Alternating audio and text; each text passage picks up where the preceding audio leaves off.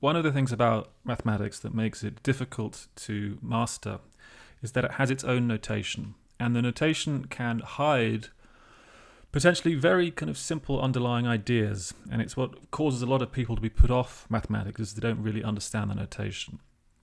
Now, there's lots of different types of mathematics notation, and I don't want to go into a huge treatise on all the different types of notation, but there are a few things that I think are really important that everyone should know.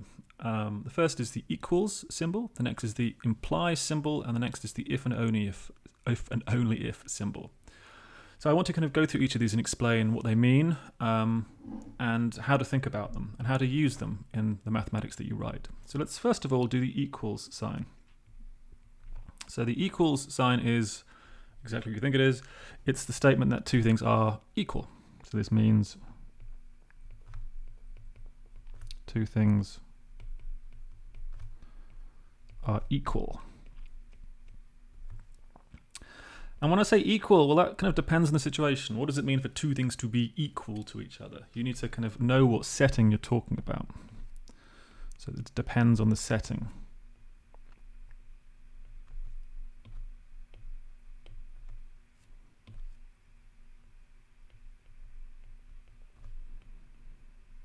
So what do I mean by that setting?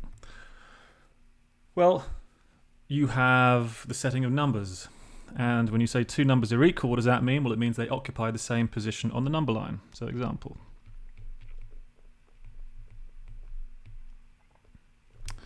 So if I say A is equal to B, and in the back of my mind I'm saying to myself, well, A and B are numbers,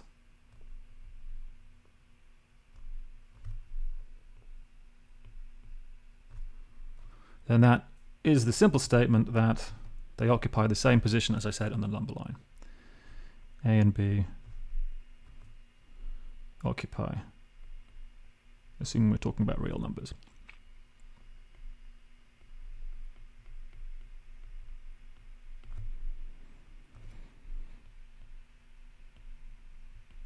Nice and simple. Okay, that's what you think it is.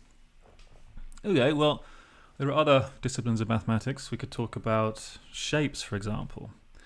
So what would it mean if I said two shapes were equal? So if I said shape S and shape T are equal to each other, well, that's a bit more subtle, because in our minds we have kind of a more loose sense of two things being equal geometrically. You could have two triangles which have the same angles and the same lengths, but they may occupy different positions in a plane, for example. Are they equal? Well, not really, because they're in different positions. So in geometry, when we say two things are equal, first of all, we need to say where we're living. So let's say that these two, S and T, they're two shapes in the plane.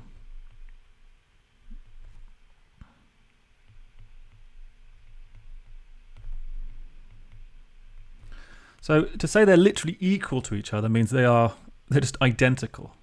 They have exactly the same shape and they occupy the same position in the plane. S and T are identical.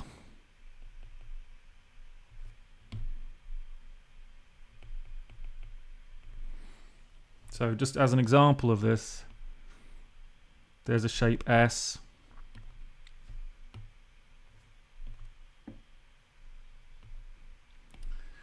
Those shapes would not be equal to each other, but if I put them on top of each other, equal, right? So if they weren't on top of each other, we might say they were congruent to each other. You also have ideas like similar triangles, where you could be the same kind of thing, but you have things which are kind of scaled and rotated. Equals means equals. They occupy exactly the same position, right? Other examples. What about f is equal to g, where f and g are functions? It's funny when you realize the idea of something like equals actually is really quite complicated. So functions. Well, what does it mean for two functions to be equal? It's a bit subtle, because the information of a function is quite complicated. A function has a domain, the allowable inputs, and then there's kind of the rule. For every input x, you get an output y. So when we say f and g are two functions,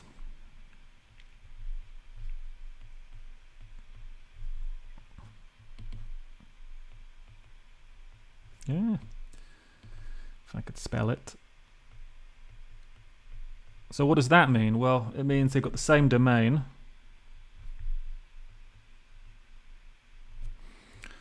And the outputs are the same for all possible inputs, or for the same input.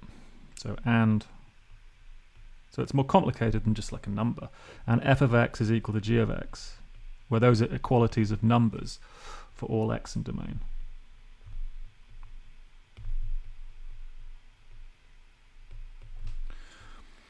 So, I mean, these are different scenarios, but we're using the equals symbol to represent the same concept. The idea that whatever setting we're in, if we have two things in that setting, we say they're equal if they are identical. Okay, so identical. Now, implies is a very different thing, but it looks kind of similar.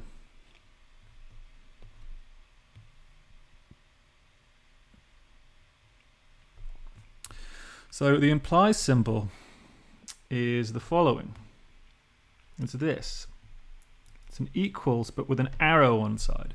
And it could also, the arrow could go in the opposite direction. So it almost looks like a combination of an equals sign and an inequality. But what this means is that one statement implies the other.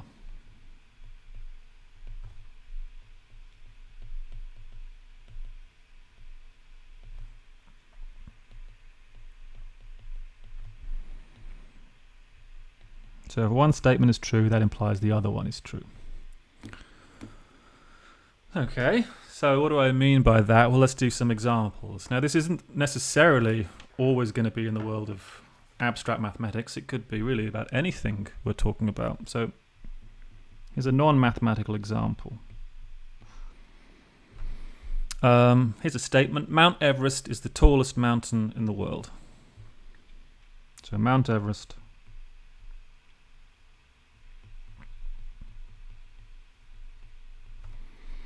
is taller than all other mountains.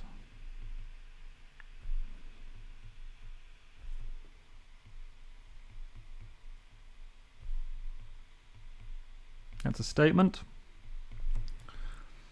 So in particular, that would imply something. That would imply if I take any other mountain, it has to be less tall. So for example, if I took K2, which is another mountain, it's the second highest mountain in the world, but K2 is less tall than Mount Everest.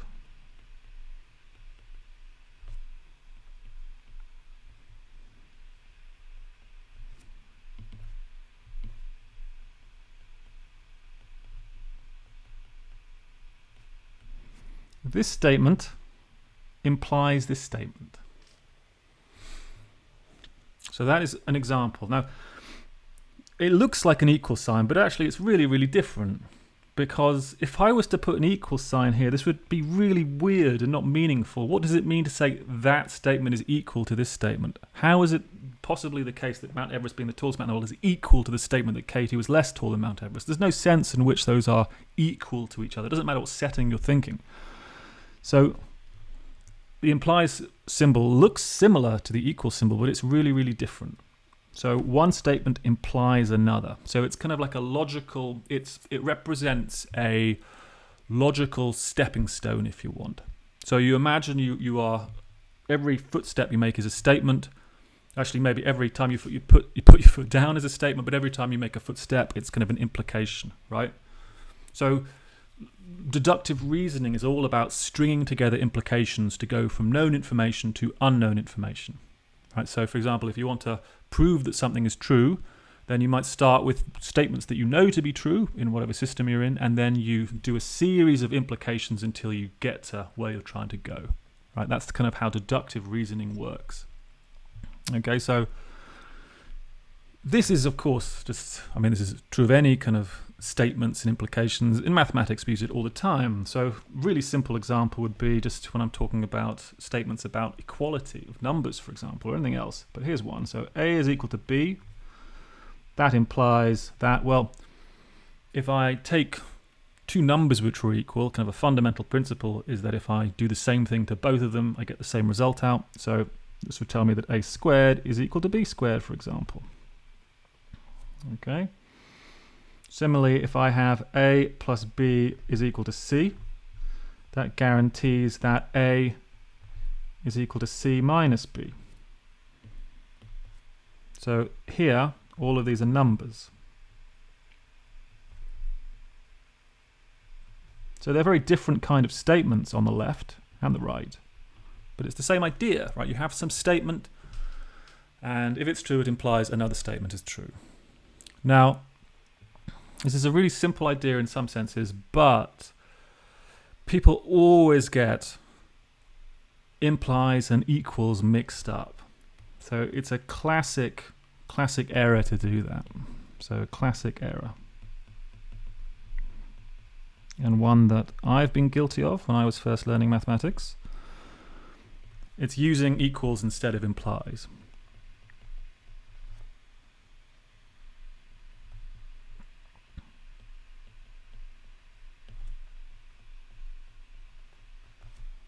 Using equals instead of implies. So let's do an example. I want to show you what I mean by using equals instead of implies and why it's very bad. Okay, so let's do something. Let's do something that's correct. So I'm going to do a correct use of the implies symbol. So imagine I've got 2x plus 3 is equal to 1, and I'm assuming that x is a number here. Okay. My basic properties of algebra tell me that if I was to take away... Actually, sorry, let me just write this properly. Got it the wrong way around. Plus 1 is equal to 3. So if I take this, basic properties of algebra tell me that if I take away 1 from both sides, I would get 2x is equal to 3 minus 1, which is equal to 2. It's all good. And now this statement implies, well, 2 to the power x is equal to 2. There's only one possible option. X has to be equal to 1. Very nice, right? So that statement there implies that statement there, implies that statement there. So this is all completely logically sound. Green, good. Green, good. Right. Now, imagine if when I was doing this, I do the following. And this kind of comes about often from the way people approach mathematics and the way they write mathematics down. Very often when people are doing mathematics, they write down some statement and then in their mind they make some sort of logical leap and then they say, okay, the next thing is this, and then without even thinking about it, they write the equal sign. So for example, we start off with 2x plus 1 is equal to 3. And then they say to themselves, okay, I'm going to take away 1 from both sides, so that gives me 2x is equal to 3 minus 1. That's equal to 2, good. So then that gives me, well, 2x is equal to, that gives me x is equal to 1. So they write that. And every time they've said to themselves, well, that gives me, they've written an equal sign without thinking about what they're doing. Now, why is this so bad? Let's see what we've actually got here. Let me just highlight this in red.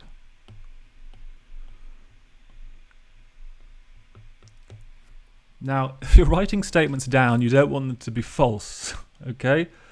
So here, for example, let me just get this right. Let's single out what I've written here. Literally the statement that I've written. This is the statement that 3 is equal to 2x. Well, if you want to know what this is from the point of view of logarithms, this is literally the statement that x is equal to log to the base 2 of 3. So whatever I've written there would tell me this. Let's go somewhere else in this little chain, though. Over here. I've literally just written down that x is equal to 2. So on this page, I've written 3 contradictory things. I've written x is equal to 1, I've written x is equal to 2, and I've written x is equal to log to the base 2 of 3. Which is it? Well, it's the last one, sure. But from what I've written, I have no idea what I'm doing. So when you're doing this kind of in your mind thing of thinking, okay, I've got this statement, and then what does that give rise to? don't just write an equal sign without thinking about it. At the very least, it's safer to write an implies sign, because that's what's going on in your brain. You've got a statement and you're thinking, well, what does this give rise to? What's the implication of this? So using equals in like a string like this is something that's incredibly common. People do it all the time. Like I said, I've made this mistake before when I was learning about this kind of thing. It's a very natural thing to do. It like betrays a lack of understanding of the notation, and also it just shows that you're not kind of systematically thinking about what you're doing at each stage. You see, with the equal signs all the way along, you can't really tell that what's happening is two operations are occurring. You're doing a piece of algebra there and a piece of algebra there.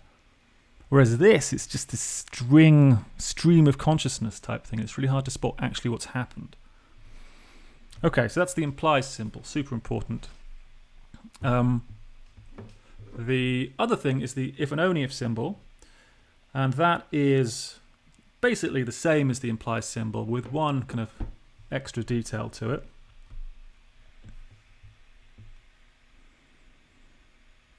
Which makes it a little bit more subtle. So if I have two statements, let's say P and Q, whatever they might be, could be statements about mountains, humans, thoughts, numbers, whatever. If I write down an equal sign with an arrow on both sides, like that, that means the following. It means two implications. It means P implies Q and vice versa. So Q implies P. So if P is true, then Q is true, and conversely, if Q is true, P is true. So the reason this is called the if and only if symbol is because what's this actually saying? This is saying essentially that P is true if and only if Q is true.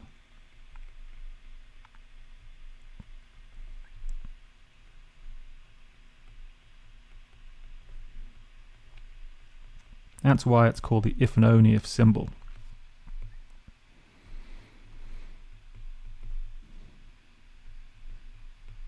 If and only if. So again, let's just think about this. This statement says that if P is true, Q is true. This statement says that if Q is true, P is true. Well, could it be the case that P is true and Q is false? No, because of this. Could it be the case that you have Q is true and P is false? Well, no, because of this. You could have both P and Q as false, that's fine, but if either one of them is true, they're both true. So they're kind of bound together really closely. Let's look at some examples. So this is two implications. So this one's a bit more difficult. It's more difficult than the implies because it's two things simultaneously. But let's take the following. A plus B is equal to C on one side, and let's do A is equal to C minus B. Now, do those imply each other in each direction? Well, yes. In this direction, it's implied. Why? Because I would take B away from both sides. What about the other side? To go from that side to that side, what would I do? I would add B. So that means each side implies the other. This is an if and only if statement. If one is true, so is the other, and vice versa. Let's do some which aren't true. So let's do A is equal to B on one side, and A squared is equal to B squared on the other. Now we saw before that this was the case. Of course it was, right? A is equal to B implies A squared is equal to B squared. But is it true in the opposite direction? Well, no. It is not true that A squared equals B squared guarantees A is equal to B. And we know it's not true by a specific example. So e.g., minus 1 squared is equal to 1 squared, but of course 1 is not equal to minus 1. So just because the two things being squared are the same doesn't mean they're equal to each other. This is a really important subtlety, because it means when you're doing algebra, for example, to try to find solutions to things, if you don't have if and only if conditions, you may, for example, pick up things which don't work. So for example, if I said, give me all solutions to A is equal to 1, you'd be like, A is equal to 1. The only solutions is A is equal to 1. No, nothing there. But if I said, okay, what's all solutions to A squared is equal to 1 squared, well then it would be a squared is equal to 1 squared. You've got two options. You've got a is equal to 1 and a is equal to minus 1. So they're different. The implications are not both ways. So you've got to be terribly careful when you're doing things like this. Final example would be the Mount Everest one. Is that an if and only if condition? So Mount Everest is taller than other mountains. Does it work in the other direction? No, it doesn't. Now it is true that Mount Everest is the tallest mountain. Of course it is. But the opposite direction is not guaranteed by this statement alone. Whoop. Why not? Well, just saying that K2 is less tall than Mount Everest tells you nothing about whether or not Mount Everest is the tallest. There's not enough information. So this statement, this does not guarantee, this alone does not tell us Mount Everest is the tallest.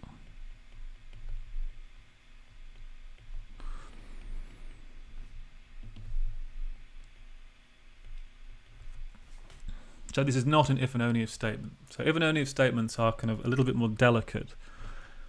Pay a lot of attention to whenever I use implies or if and only ifs in algebraic deductions.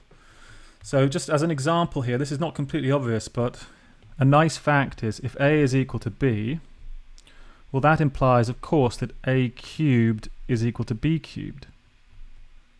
But it is actually true that it's true in the opposite direction. If two real numbers, this is only true for real numbers, if two real numbers, so points in the number line, if their cube is the same, that guarantees the numbers are equal to each other. So it's quite subtle, right? It's not a simple thing. And if you look at the asynchronous videos throughout this course, you want to pay careful attention to whether or not I use if and only if or just the implication, because it often has kind of major ramifications. Okay, so to summarize, the equals symbol is the statement that two things are equal. And that may depend on the setting. Are you talking about the world of numbers, the world of shapes, the world of functions, all sorts of things. But as long as you decide what it means to be equal in those worlds, it's just a statement that two things are the same. Implies is very different than that. It's the statement that some statement implies another statement. So if this statement is true, this statement is true. So it's like a logical connector between different things. Finally, the if and only if symbol is a statement that two statements are kind of equivalent in the sense that one implies the other and vice versa. So using these is really important. They turn up all the time. Make sure now you take the time to really understand what they mean. This is a good example. The difference between the equals and the implies symbol is really shown here.